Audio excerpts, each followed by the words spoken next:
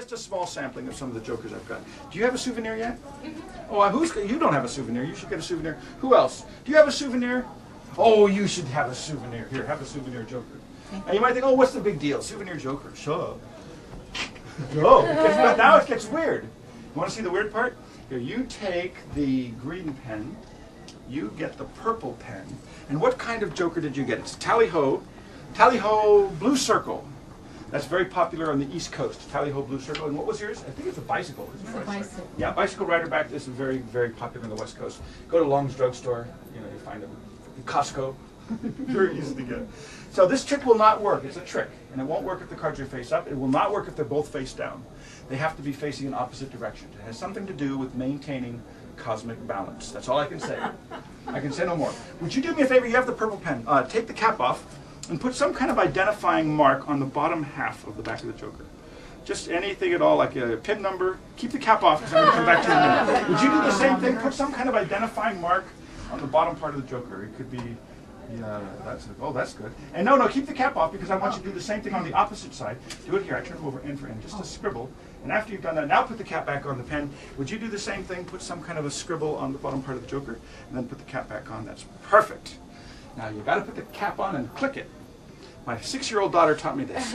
If you don't hear it click, it's going to get sick. It'll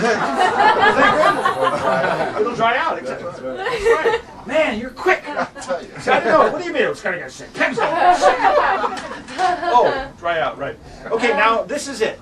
Both sides of both cards have been marked on both ends. That's important. Because what I'm going to do is I'm literally going to send these two cards from Hollywood, California, all the way to the 4th dimension. And to do this, I need to make 3 cuts. The first 2 cuts are not really important.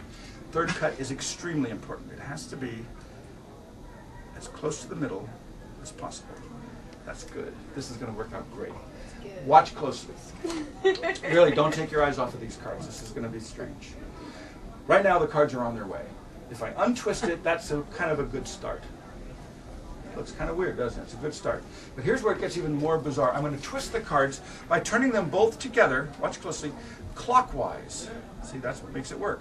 Turning them clockwise, one card is actually passing through the other. See? On both sides, of course. The trick is to switch the corners here, the outer 2 corners, and the inner 2 corners. Now I can continue the twist. Isn't that weird? Now, right now, the cards are not really here. Right now, both cards are in the 4th dimension. And most magicians that know this, and there's really only a handful in the world, they would stop right now. That's all they know. You want to see something else? Yeah. Want to go further? Yes. Should we continue? Yes. I agree. Let's go. Here's where it gets weird. If I twist it and switch the corners back, but in the opposite order and in the opposite direction, something very strange happens. The cards come back to Hollywood, California, but they come back in a very strangely altered state. If I peel them apart, you'll notice now this card has a back on both sides.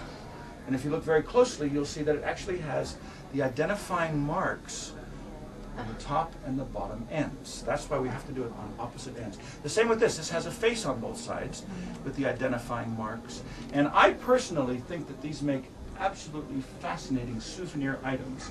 So I've taken the liberty of bringing some business cards with me that just happen to be playing card sized and shaped. So I'm going to staple them on like this. And is it just me, or does that make an absolutely lovely display?